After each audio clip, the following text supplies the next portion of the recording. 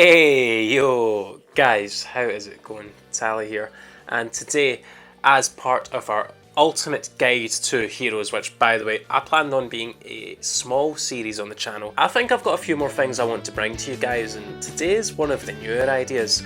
What I want to talk about is the most important cards in your deck, main and side, for each matchup, and why they are the most important cards that you want to see, or once you see them, that you know how to use them. So let's dive in. And before we dive into the video, guys, let's get that like streak going again. Quick, cheeky, 30 likes. I know you guys can do it. And by the way, if you haven't subscribed already, hit the subscribe button down there. We're aiming for 500 by the end of the year, and if I could get that, that would make my 2019. So guys, finally, without further ado, let's talk about our first matchup. So the first matchup that I want to discuss is, first of all, it's Thunder Dragons, right? Thunder Dragons is quite a threat to this deck because their whole thing is turning off your ability to search, and unfortunately that is what absolutely murders heroes. We are so good at searching cards that we are search crazy. Give us a map and we will find the spot marked X. We are that good at searching. What happens when you turn that off though? Not a lot. The deck doesn't do much. So there's 3 key cards that we main that you absolutely want to see when you go up against Thunder Dragons.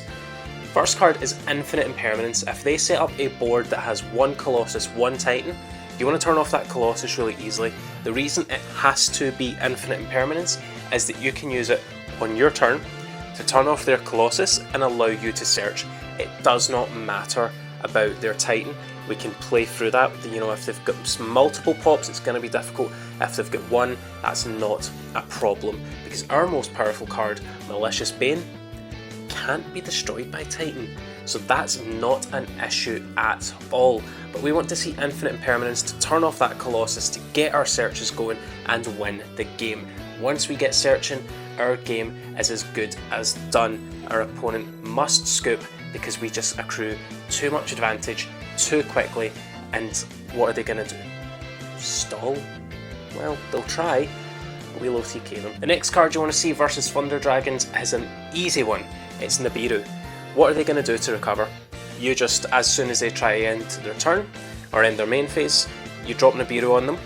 And usually by that point, if you drop Nibiru, that's you not allowing them to end the main phase, so they can continue to make some plays, which is unfortunate if they do have a lot of recovery. But if they don't, and they don't have a lot of extenders, they can't really play through Nibiru, and they'll usually just pass turn. At that point, we have Dystopia, pop the Nibiru token, OTK. Like, I don't see the difficult part about that. So we can just push for damage, and by 2 or 3 turns it's already over and they've lost, because all we need is really a Dystopia, Dynatag in Graveyard, and Honest Neos. That's 28.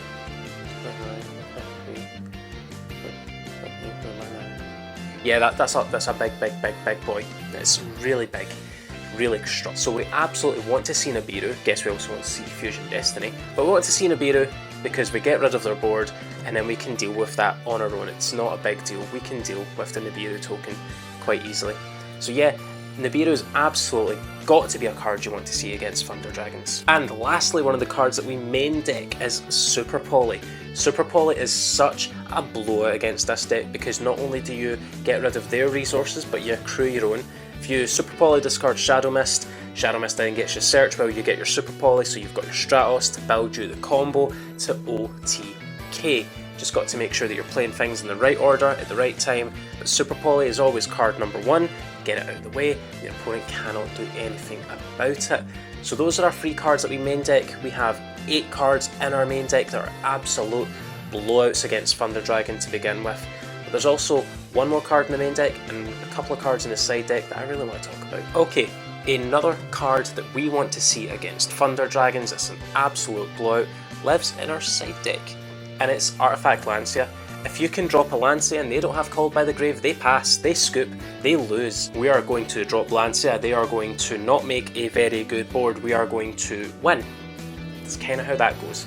And then again, if they try and push through, and if they try and do things like use Thunder Dragon Fusion to hard make one of their Thunder Dragon Fusions, like, that's fine, because that just gives us something to destroy or something to suck up with a card that we are going to talk about in just a second. Destiny Hero Plasma, right? This is a kind of tier 2 importance card because when you think about it, you want to see Super Poly, you want to see Nibiru, you want to see Impermanence, right? They're all kind of the tier 1, the absolute mandatories. The Lancia, you know, that's in there too for game 2 and 3. But Plasma, why is Plasma so good, right? Well, it's not very difficult for this deck to get free monsters on board as tribute fodder for Plasma. So you then get Plasma on board, all their effects are negated, right? And once you've got Plasma on board, it can steal one of your opponent's monsters to make Plasma stronger and make their board weaker. So you use that, you take apart their board, and you win. So that's kind of the 5 best cards to see against Thunder Dragons. But let's talk a little bit about the Orcas matchup, because I'm going to be honest, those 5 cards are the exact same best 5 cards, and we'll talk about why. Okay, Lancia, absolute blowout. They want to banish, you don't want them to banish. If you can successfully resolve Lancia, your opponent ends on a suboptimal board. Like, they can get links out, they can do certain things, but without banishing, the deck isn't as particularly good as it was previously. It's very difficult for them to actually get a lot of their plays going, to get a lot of their searches going, to get a lot of their momentum. If you drop that Lancia, they'll oftentimes lose and you'll oftentimes win. It's as simple as that. And as well, Plasma, scoop up their Dingirsu, scoop up their Galatea. It's just, again, complete blowout, and it's such a good card. We also have an archetype card that really messes with the Orcas strategy. I'll give you a second to figure out what it is. You guessed it. It's Darklaw. Darklaw is such an insane card against this deck because they want to have their cards in the graveyard so that they can then banish it later. But what if we took the graveyard out of commission and every card just got banished? Sure, again, yeah, they can build up a little bit of momentum, right? They can build up things, go into their Galatea plays, go into the Longirsu plays, that ultimately means that they've got cards to shuffle back in, but they don't have that insane ability to really spam the board or really have that consistency, because all of their consistency comes from the graveyard, and if they don't have a graveyard, then they don't have much to play with at all. Again, Darklaw doesn't stop the deck in its tracks, but it absolutely 110% slows it down, giving you the opportunity to be able to pick the board apart because it's suboptimal.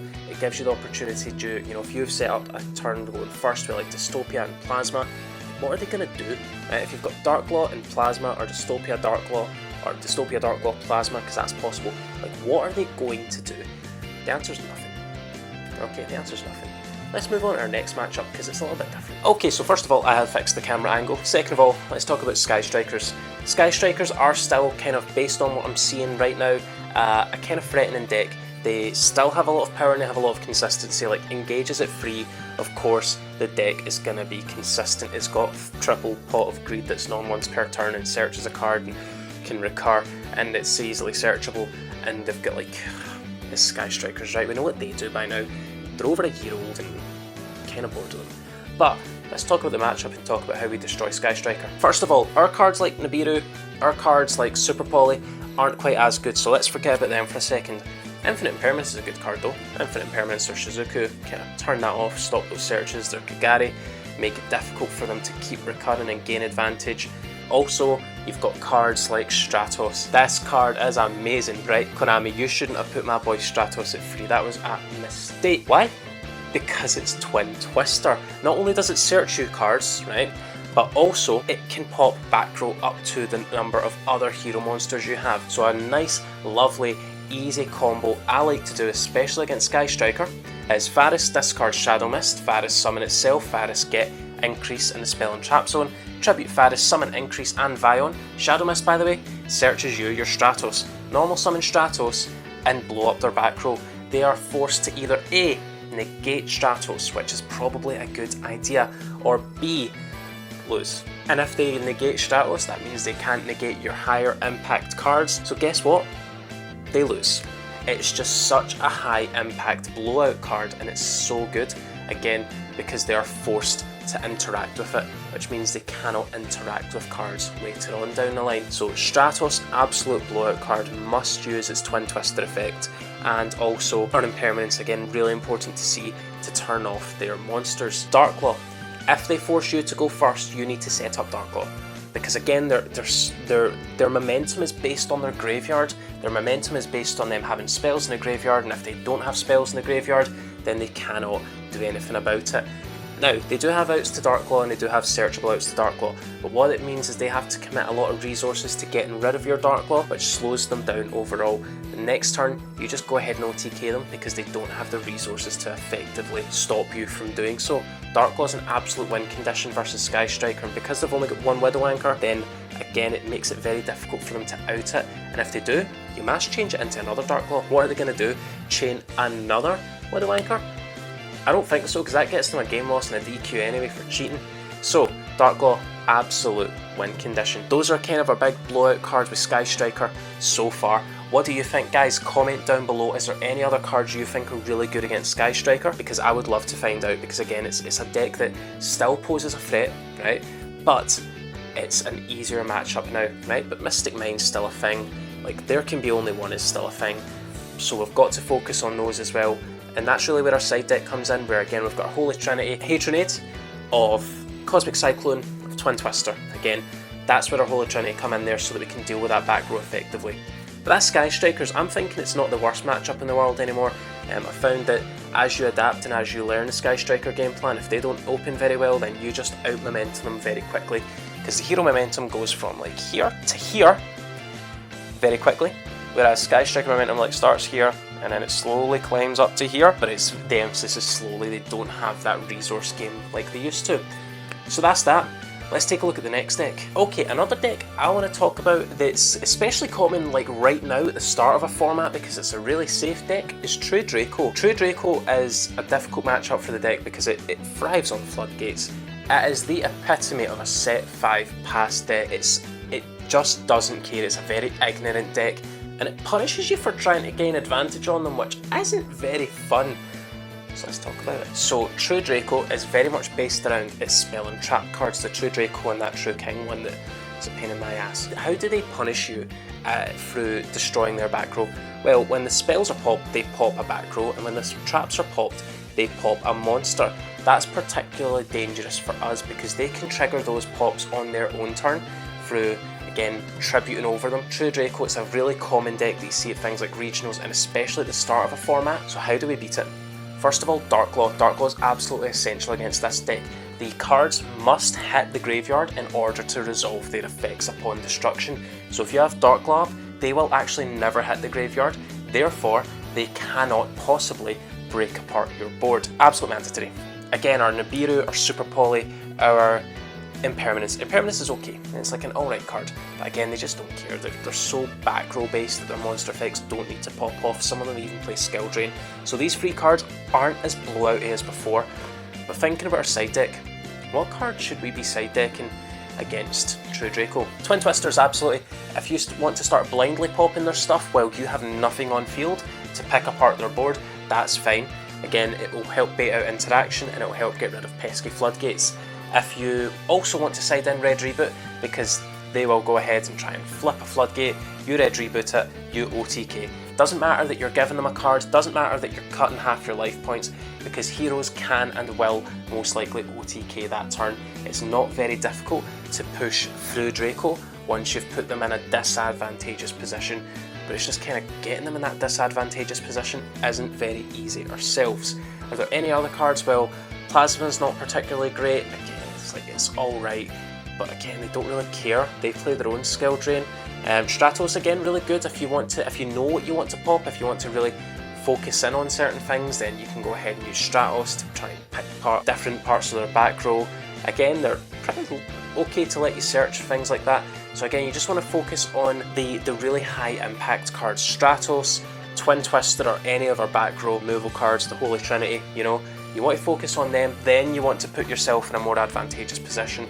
And if you're made to go first, Darklaw is an absolute must, alright? You've got to play Darklaw.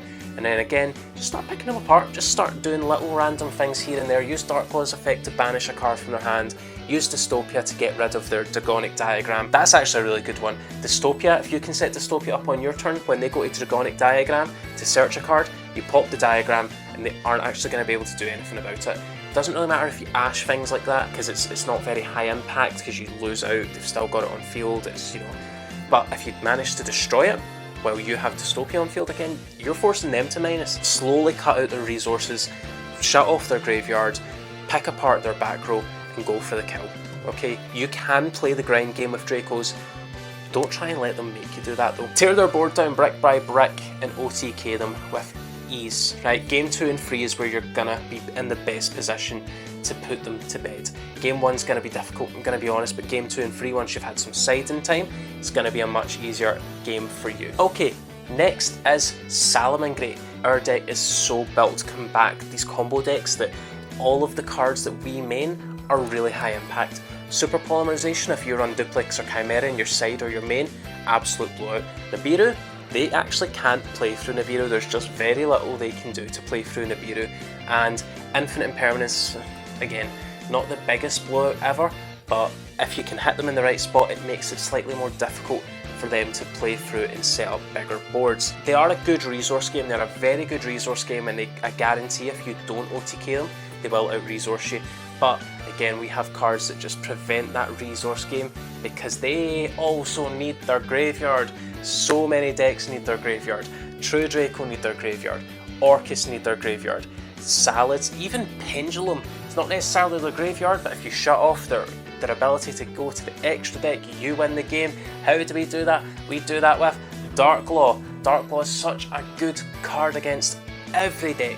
It's not the most consistent win condition, but when you get it, it's amazing. They need their graveyard to recur resources, they need their graveyard to extend, and if they don't have a graveyard, they lose.